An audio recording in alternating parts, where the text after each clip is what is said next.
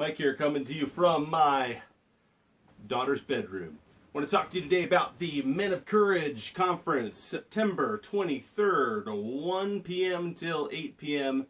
We might get done earlier, we might go later. We're men, we can do that if we want to. Free event, free food. What other excuse do you need to come? Free food. Sounds good enough for me. Hey, people have been asking, what's this all about? And this is kind of something I thought of just recently, and that's this. In the Bible, there's a story of a guy named Gideon. Now, Gideon is not a military leader at the beginning of the story, but he becomes one. He starts out as just your average guy. Just an average guy doing average guy stuff. In fact, he was acting in quite a cowardly manner. But God uses him. Tells him to call the people of Israel together. So he calls the armies together, blows a trumpet.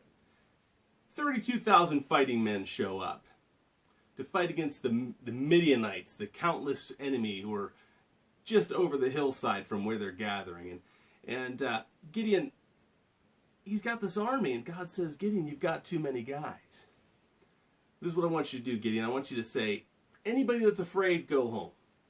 Now, I'm thinking of this, in my mind, I think Gideon's got to be like, this is a great male bonding moment. We men, I'll say, anyone that's afraid, go home, and no one will go, and we'll all gather together as one mighty army. That's not what happens. Gideon says, all right, anybody that's afraid, go home. 22,000 guys go home. More than 2/3 of his army turns around and leaves. And God says, Gideon, you got too many guys still. And at this point, Gideon's like, all right, Lord. God says, take them down. Watch how they drink water. Some of them are going to scoop it up. Some of them are going to stick their face in it and lap it up like a dog. You want the scoopers. That's your army. So they go down, 300 guys. 300. Scoop the water to their mouth, and God says, those are my guys. Those are the ones that I'm going to use to defeat the enemy. And he does. And the awesome thing about it is that when they are chasing the enemy, all the guys that went home came back. Fought alongside. So what does that have to do with this conference? Well, I think of it this way. This video, your friend inviting you, flyers, that kind of stuff, that's the trumpet call. That's the trumpet call. And a lot of men are going to answer that call. Some are going to ignore it. Some are going to say, it's hunting season. I got to go kill an animal and eat it.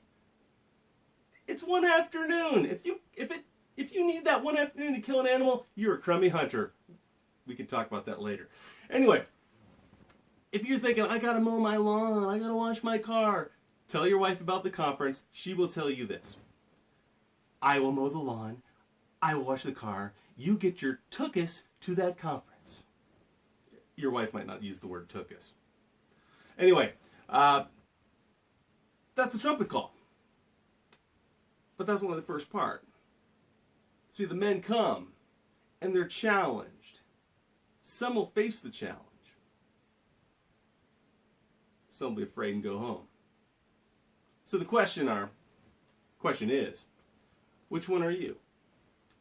But let's back up. When you were a kid, how did you think of yourself? When you heard a story like that, would you have thought, yeah, I would be afraid, I'd just go home? Or would you be one of those kids who would be like, yeah, when he said who's afraid, I'd be the first one to step forward. Not I, Now, when I was a kid, I was a chicken, but I didn't think I was. I thought I was, I thought it was pretty hot stuff. So, but I always thought, I'd be one of those 300 guys. I'd be one of the finalists. I'd be one of those. And the question is, what's happened? Do you still think that way?